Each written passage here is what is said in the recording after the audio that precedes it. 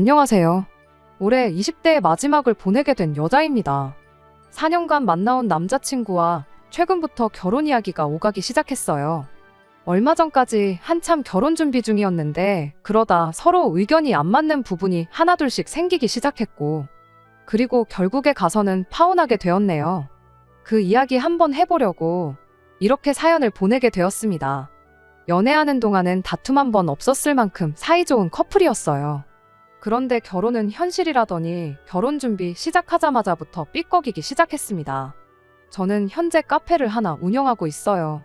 대학교 졸업하고 취직 준비하면서 방황하다가 잠깐 머리 좀 식히려고 시작한 아르바이트가 계기가 되어서 부모님의 지원을 받아 카페를 하나 열게 되었습니다. 집이 엄청 잘 살아서 자식이 카페 하고 싶다고 부모가 떡하고 차려준 그런 케이스는 아닙니다. 관련된 기술 자격증들을 전부 취득했고 부모님한테 합격점을 받을 때까지 제가 직접 만든 디저트를 가져다 드렸어요. 그렇게 부모님한테 인정을 받은 뒤 제가 돈을 일부 갚아나가는 조건으로 가게를 차렸던 거죠. 운때가 맞았는지 제 가게가 소셜망에 조금씩 입소문이 나기 시작했고 생각보다 빨리 자리를 잡을 수 있었습니다. 한참 잘 나갈 때는 손님들이 대기표까지 받아서 제가 만든 디저트만 구매해서 갈 정도로 장사가 잘 되었던 적이 있어요. 그때 부모님께 빚졌던 돈을 거의 갚을 수 있었습니다. 장사가 계속 그렇게 되었다면 좋았겠지만 지금은 그때보다는 손님이 조금 빠진 편이에요. 먹는 것도 유행이 돌고 도는 거니까 트렌드에 뒤지지 않게 계속 노력하고 있고, 지금은 그래도 다행히 가게가 완전히 자리를 잡아서 직원 2명 쓰면서도 평균적으로 매달 500만 원 정도를 벌고 있습니다. 일단 7일 내내 장사를 하다 보니 딱히 돈 쓰러 다닐 시간도 없어서 어느덧 제 통장에는 1억 5천이라는 큰 돈이 모여 있었습니다. 제 남자친구의 경우에는 현재 대기업을 다니고 있어요. 연봉은 9천 정도 받고 있고 현장직이다 보니 정년까지도 문제없다는 식으로 늘 저에게 그렇게 말을 했었습니다. 모아놓은 돈은 8천만 원으로 저보다 액수 자체만 두고 본다면 적은 편이긴 하지만 출퇴근용으로 차 한 대 가지고 있고 연봉 9천이면 저보다 벌이가 조금 나은 편이니 그렇게 큰 차이가 난다고 볼 수는 없겠네요. 둘이 서로 좋아서 결혼하는 건데 내가 모은 돈이 얼마, 내 월급은 얼마 이런 거 따질 필요까지 있나 싶지만 결혼이라는 게 마음만 가지고 결정할 만큼 쉽게 정할 일은 아니잖아요. 사실 벌이랑 모아놓은 돈만 가지고 말해서 그렇지 따지고 보면 저는 제 이름으로 가게가 있기 때문에 권리금이랑 이런 거 따져보면 솔직히 당장만 두고 보면 남자친구보다 훨씬 더 해오는 거나 마찬가지거든요. 그런데 그런 건 생각도 안 하고 사소한 거 하나하나 따지고 들기 시작하니까 연애할 때랑은 다르게 사소한 걸로 자꾸 다투게 되더라고요. 그야 연애할 땐 그런 조건 같은 거 서로 알 필요도 없었던 걸 테니 어찌 보면 당연한 일이긴 한 것 같네요. 자랑하려는 건 아니지만 말씀드렸다시피 저희 부모님이 경제적으로 적당히 여유가 있는 편이세요. 두 분 노후 준비도 다 끝나 계신데 저희 아버지는 아직도 경제활동을 하고 계시지요. 제 위로 오빠가 한 명 있는데 이미 결혼을 했다 보니 더 이상 크게 돈 들어갈 일도 없으시고요. 제가 결혼하면 오빠랑 똑같이 해주신다고 하긴 하셨는데 그 돈은 이미 따로 준비가 다 되어 있는 상황이기까지 합니다. 그래서 제가 여태껏 모아놓은 돈이나 가게를 제외하더라도 당장 결혼한다 하면 부모님께 2억 정도를 받아올 수 있는 상황이에요. 남자친구 부모님은 저희 부모님과 동년배의 분들이십니다. 그런데 경제활동을 따로 안 하고 계세요. 그 이유가 참 어이없는 이유였습니다. 아들이 좋은 직장에 높은 연봉 받으면서 일하는데 더 일할 필요가 뭐가 있다면서 그렇게 바로 은퇴를 하셨다대요. 그래서 남자친구가 현재 집안의 가장 아닌 가장이 되어 있는 상황이고요. 그 이야기를 들으니 거의 한 달에 600 가까운 월급을 받으면서 모아놓은 돈이 그것밖에 안 되는 이유가 왜였는지 알겠더라고요. 월급도 월급이고 대기업이니만큼 해마다 성과급도 있을 텐데 모르긴 몰라도 600만 원만 받는 게 전부는 아닐 거라는 확신도 있는데 그런데도 모아놓은 돈이 그 정도라는 건 뭔가 이유가 있어서 그런 거였겠죠.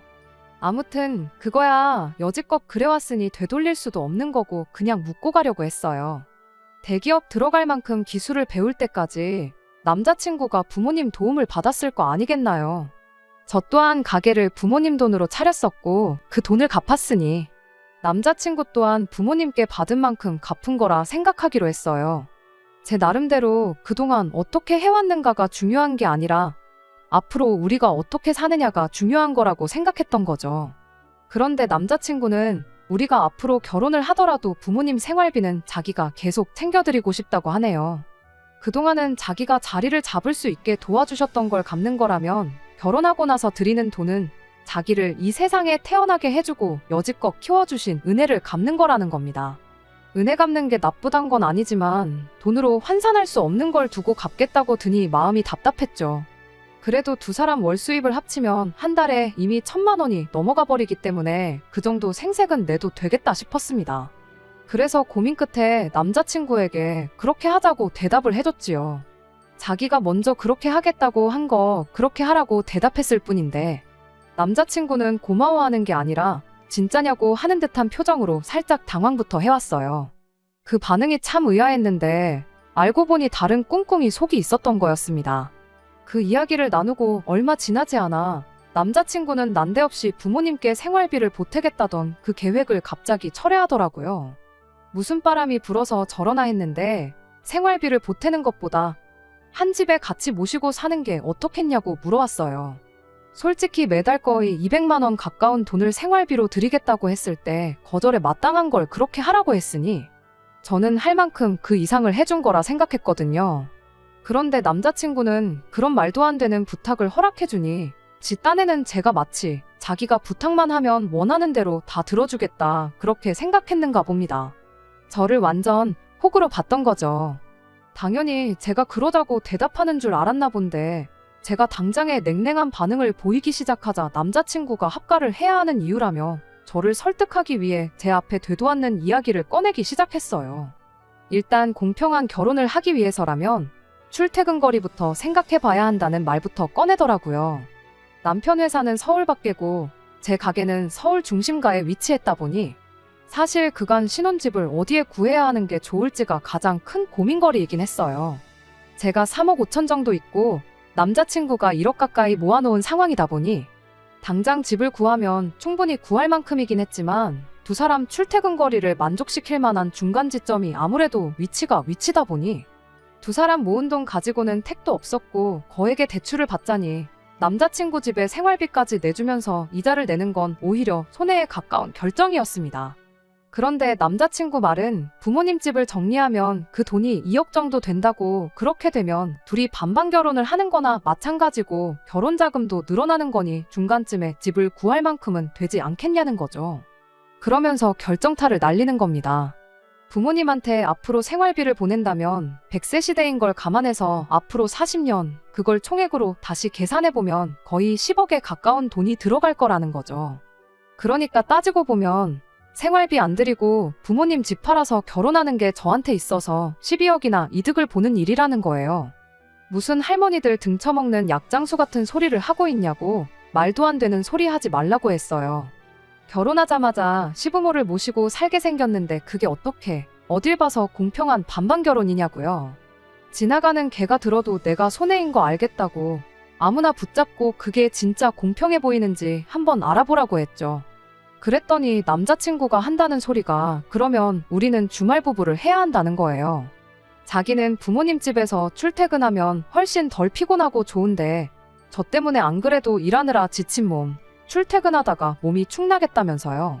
그러니 집은 제 돈으로 제가 편한 데에다가 얻고 그리고 우리는 결혼해서 주말 부부를 하자는 겁니다. 공평하게 한 주는 자기가 올라오고 한 주는 제가 내려가고 하는 식으로 하자는데 이 인간한테는 공평하다는 말이 자기가 무조건 유리하게 만드는 상황을 두고 하는 말처럼 느껴졌습니다. 주말에만 얼굴 보고 살면 괜찮겠냐며 협박 아닌 협박을 하는 꼴을 보고 있자니 저도 슬슬 인내심의 한계가 오기 시작했지요. 주말 부부 할 거면 지금 연애하는 거랑 뭐 딱히 달라지는 거 있냐고요. 내가 내 돈만 가지고도 충분히 독립해서 살 수 있는 상황인데 굳이 결혼해서 시어머니까지 모시고 살 이유가 있어 보이냐고 남자친구한테 되물었습니다. 그랬더니 남자친구가 이리 말하더군요. 그럼 제 돈으로 집을 하나 구해서 그 집에 자기 부모님이 살게 하면 어떻겠냐는 겁니다. 우리들은 근처에 전세 얻어서 신혼살림 차리는 쪽으로 하고요. 그렇게 되면 부모님이 가까이 사는 만큼 우리 집에 자주 들릴 수 있게 될 텐데 그럼 어머니가 일하느라 바쁜 우리 대신에 집안일도 대신해주고 그러시지 않겠냐. 그럼 우리도 따로 월급 주듯이 드릴 수 있지 않겠냐는 거죠. 게다가 그렇게만 해주면 자기 부모님 집은 집대로 남아있어서 두 분 노후 대책으로 쓸 수도 있지 않냐는 겁니다.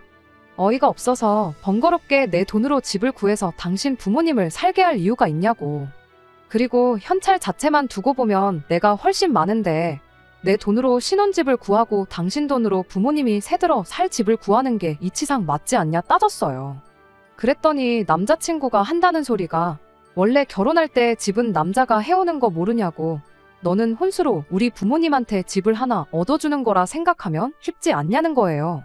그래서 혹시 그 뜻이 당신이 집 해오면 집 명의는 누구 이름으로 하는 거냐 물었더니 자기가 집 해오는데 자기 명의로 하는 게 당연하지 않겠냐고 당당하게 대답하더군요. 더 길게 두고 볼 게 없어서 그냥 결혼은 없던 일로 하자고 했습니다. 남자친구가 장난치지 말라는 듯이 자기가 집도 해오고 다 해오겠다는데 뭐 그렇게 까탈스럽게 구냐고 하더라고요. 내가 농담하는 것 같냐고 말하고 자리에서 일어나니 그제서야 사태의 심각성을 깨달았는지 자기가 잘못 생각한 것 같다고 그냥 부모님께 생활비 보내드리는 걸로 하겠다고 하는 겁니다. 저렇게 사과하고 나서는 걸 보니 자기가 어느 부분부터 말도 안 되는 억지를 부리고 되도 않는 애누리질을 하려고 했는지는 진작부터 알고 저랬다는 게 뻔히 보이더라고요. 제가 뒤도 안 보고 무시하고 지나가니 제 앞까지 쫓아와서는 자기 같은 남자 찾기 힘들 거라고 후회할 거라고 하는 거예요. 그 잘난 연봉 이야기를 하면서 자기가 앞으로 벌어올 돈이 얼마인지나 아냐면서 장사하는 제 매출은 비슷비슷하거나 줄어들 일만 남았지만 자기는 앞으로 연봉이 오를 일만 남았답니다. 성과급도 거의 몇 달치 월급이 들어온다나요. 저보고 계산기 잘 두들겨 보라고 지금 자기한테 사과하면 그냥 넘어가 주겠다고 뻔뻔하게 말을 하더라고요. 그 말이 끝나자마자 구둣발로 정강이를 콱 찍어버렸습니다. 공부만 한 새님이라 그런지 맷집이 없어서 으악하고 다리를 부여잡고 바닥에 주저앉더라고요. 애초에 부모님한테 생활비 드린다는 거 허락해줬을 때부터 나한테 고맙다고 절을 해도 모자랄 상황이었다는 거 몰랐냐. 그 말도 안 되는 걸 허락해줬더니 내가 어디까지 괜찮다고 하는지 한번 테스트해 본 거냐고 따졌어요. 내가 너 같은 남자 다시 찾기 힘들어서 후회하는 것보다 시부모 노후 평생 책임지겠다는 남편 괜찮다고 하는 여자 찾는 게 더 힘들 거라고. 어디 누가 더 힘들런지 한번 보자고 한마디 쏘아붙이고 돌아왔습니다. 결혼을 전제로 시작한 연애가 아니다 보니 남자친구가 그렇게 부모님 모시고 싶어 안달이 난 사람이라는 걸 미리 알 방법은 없었어요. 남자친구도 욕심 조금만 덜 부렸었다면 이렇게 막장으로 파혼까지 할 필요도 없었을 테고 매달 부모님께 생활비 따박따박 챙겨드리며 원하던 효자 노릇도 하고 저와도 행복하게 결혼 생활을 시작했을 텐데 말이에요. 4년 세월을 함께 했지만 아쉬움은 전혀 들지 않고 오히려 속이 후련한 걸 보니 아마 저도 속으로는 남자친구가 부모님께 생활비를 드린다고 해서 고민했을 때부터 이 결혼이 틀렸다는 걸 본능적으로 느끼고 있었던 것 같아요. 언젠가는 이 결정에 대해 스스로에게 자랑스러운 날이 올 거라고 생각합니다. 당장 연애를 하는 것보다 카페 해오면서 제가 직접 유학도 다녀오고 싶어 봤는데 더 공부할 게 있는지 찾아보고 한번 그쪽으로 알아보려고 합니다. 두 번째 사연입니다. 안녕하세요. 똥 묻은 개가 겨 묻은 게 나무란다더니 지 자식 교육은 개떡같이 시켜놓고 억지 쓰는 신호와 영 끄는 이야기를 하러 온 결혼한 지 24년 된 50대 주부입니다. 남편과는 눈에 넣어도 아프지 않을 아들 하나, 딸 하나를 두고 있어요. 하지만 제가 오늘 이렇게 사연을 쓰게 된 건 제 자식들 때문이 아닙니다. 바로 시조카들 때문이에요. 정말이지 제가 이 나이에 시조카들 때문에 어머님한테까지 시달리게 될 줄은 상상도 못했어요. 남편의 형제관계는 이남 일녀로 남편은 그중 장남입니다. 바로 밑에 서방님과는 3살 차이고 막내 신호와는 10살도 넘게 차이가 나요. 여기까지 들으면 대부분의 사람들이 신호가 막둥인가 보다고 생각하지만 사실 남편과 시동생을 낳아주신 어머님은 지병으로 일찍이 돌아가셨어요. 이후로 도저히 혼자서 아들 형제를 키울 수 없겠다고 판단하신 아버님께서 지금의 어머님과 재혼을 하셨다 들었습니다. 신우는 어머님이 데려온 딸이고요. 남편과 시동생 그리고 어머님의 관계는 솔직히 아주 편하지는 않지요. 남편이 말하길 두 형제가 한창 사춘기이던 시기에 아버님께서 조금의 언질도 없이 어머님을 새어머니라고 모셔오셨다대요. 거기다 저희 어머님 성격이 보통이 아니시거든요. 지금이야 나이가 드셔서 한풀 꺾이긴 했지만 다른 사람한텐 엄하고 본인한텐 한없이 관대한 분이라고 해야 하나. 아무튼 당시 어머님께서 남편과 시동생이 당신 말도 잘 안 듣고 소위 어머니로서 대우해주지 않는다며 화를 많이 내셨대요. 맞아야 정신 차린다면서 남편과 시동생에게 손을 대신 적도 여러 번이고요. 그래도 이제는 세월이 많이 흘러서 그런가 서로 그런 티는 거의 안 내요. 저처럼 속사정 다 아는 사람 눈에나 보일 정도지요. 지금은 그냥 서로 할도리는 하면서 살아요. 남편은 20대 후반에 저랑 결혼을 했지만 시동생은 결혼을 30대 중반에서야 했어요. 이후로 저희 부부는 연년생으로 아들, 딸 하나씩 두었고요. 저희 아들은 올해로 22살로 군입대를 앞두고 있는 대학생이에요. 딸은 21살로 미국에 있는 대학으로 편입 준비를 하고 있지요. 그리고 시동생에게는 이제 13살이 된 아들이 하나 있습니다. 신우는 시동생보다도 결혼을 일찍 해서 올해로 14살이 된 아들이 하나 있고요.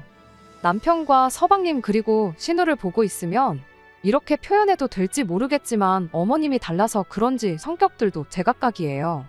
일단 저희 남편에 대해서 먼저 이야기하자면 남편은 주관이 확실하고 뚜렷합니다. 좋으면 좋다, 싫으면 싫다 의사표현이 아주 확실하지요. 그리고 주변 사람들에게 경우가 바르다는 소리도 많이 듣고요. 반면에 서방님은 사람이 유순하고 욕심이 별로 없어요.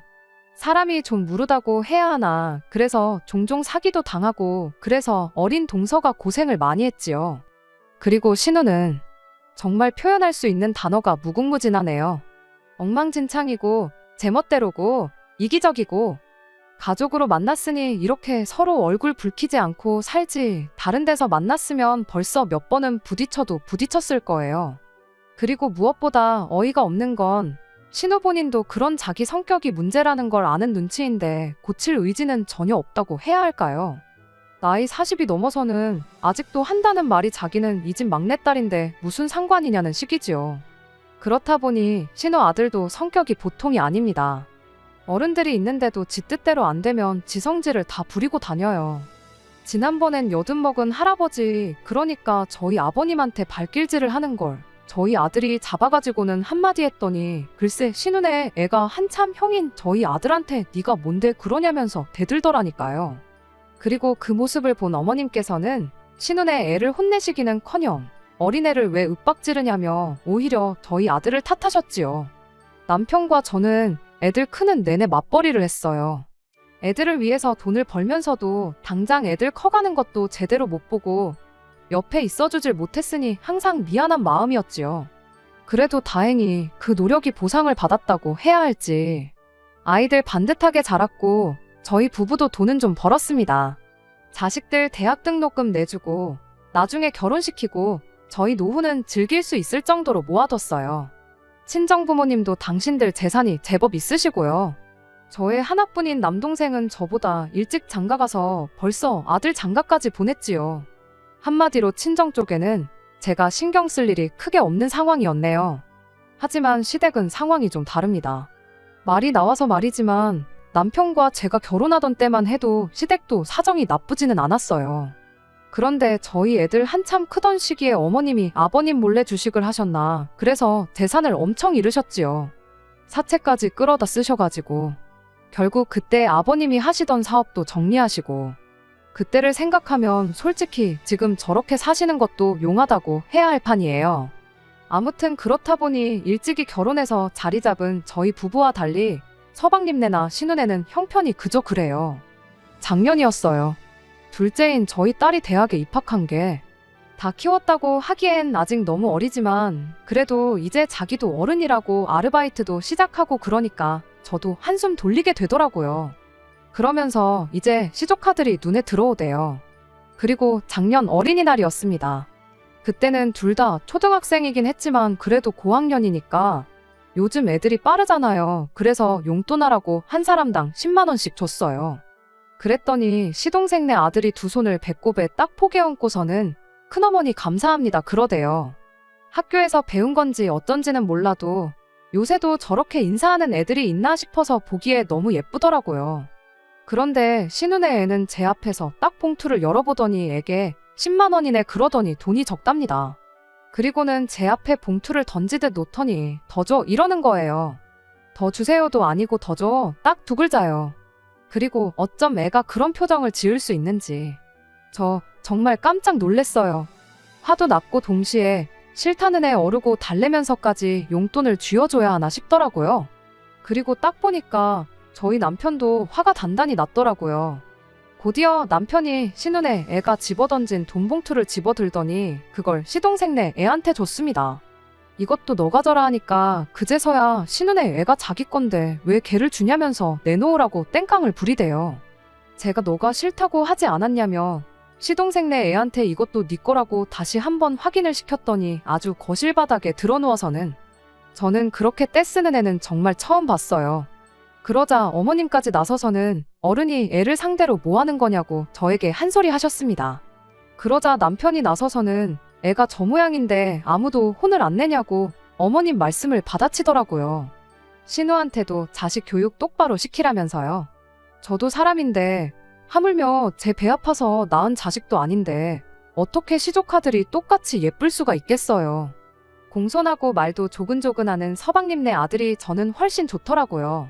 신우네 애는 뭐 솔직히 인사를 한번 똑바로 하기를 하나 그렇다고 신우가 저희한테 잘하는 것도 아니지 정을 줄래야 줄 수가 없었습니다. 그러다 작년 연말에 남편 지인으로부터 모 호텔 식사권이 선물로 들어왔어요. 그런데 저희는 이미 그 호텔에 예약을 해둔 상황이었거든요. 굳이 두 번씩이나 갈 필요가 있나 싶어서 어떻게 할까 고민을 하는데 남편이 지나가는 말처럼 시동생네 아들이 이번에 그림 그리는 대회에서 우수상인가 받았다고 하대요. 그래서 그러면 축하도 할 겸 다 같이 가면 좋겠네 싶어서 시동생한테 주라고 했어요. 그런데 그 이야기가 신우 귀에도 들어갔던 모양이에요. 누가 흘렸는진 모르겠지만 센스껏 비밀로 했으면 좋았을 텐데 말이지요. 물론 제가 그걸 따지자는 건 아니고 그렇다고 저희가 나쁜 짓을 한 것도 아니잖아요. 그런데 신우가 아주 난리를 치더라고요. 우수상을 받았다길래 축하한다는 의미로 준 거라고 설명을 하니 자기 아들도 옛날에 그 상 받았었답니다. 이미 다 지난 일을 가지고 뭐 어쩌라는 건가. 이때부터는 저도 짜증도 나고 난처하고 그래서 오빠인 저희 남편한테 이야기하라고 했네요. 그런데 신우가 저희 남편이 아닌 어머님께 이 상황을 일렀던 모양입니다. 어머님께서 저한테 전화를 하시더니 다짜고짜 저를 나무라셨거든요. 고생하고 사는 네 신우 보면 드는 생각도 없냐면서 당신 둘째 며느리는 멋대가리도 없는데 뭐 한다고 아깝게 호텔 식사권 같은 걸 걔를 주느냐면서 저도 동서처럼 똑같이 며느리 입장이라 그런지 그런 어머님의 말씀이 듣기 꽤 거북하대요. 결국 듣다 못한 제가 어머님께 저희 부부가 받은 선물이니 누구에게 주든 그건 저희가 알아서 할 일 같다고 했습니다. 그리고 이렇게까진 말하지 않았지만 제 나이 50이 넘어서 이런 것까지 잔소리를 들어야 하나 싶더라고요.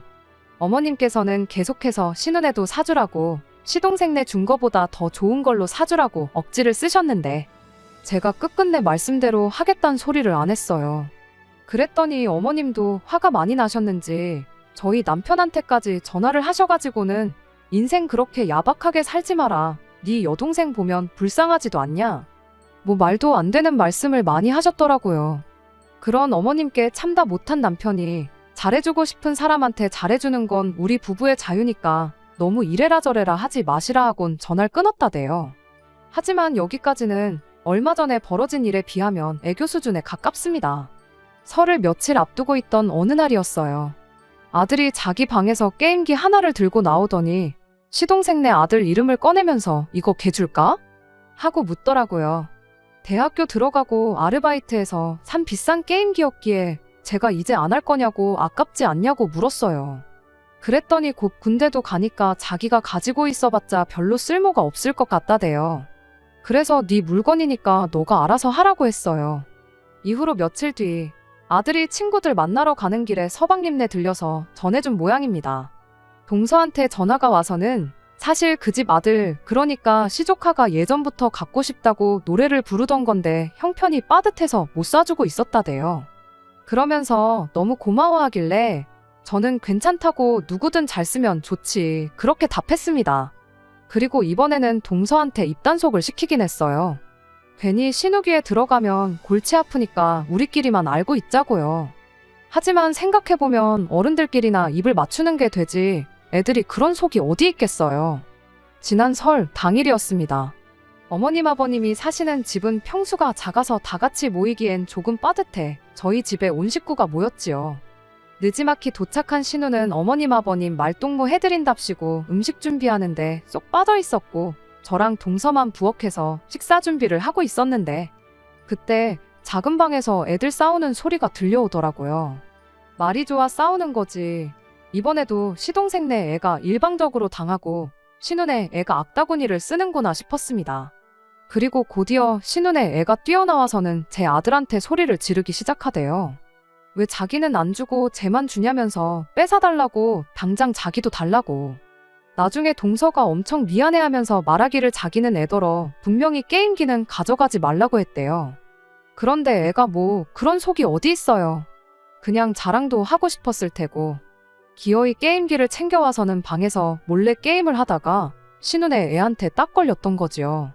아무리 그래도 그렇지. 신우네 애 고작 14살인데 22살 먹은 형인 저희 아들한테 야 너 소리는 기본이고 지 기분 나쁘다고 계속 찾아가며 욕을 하는데 기도 안 차대요.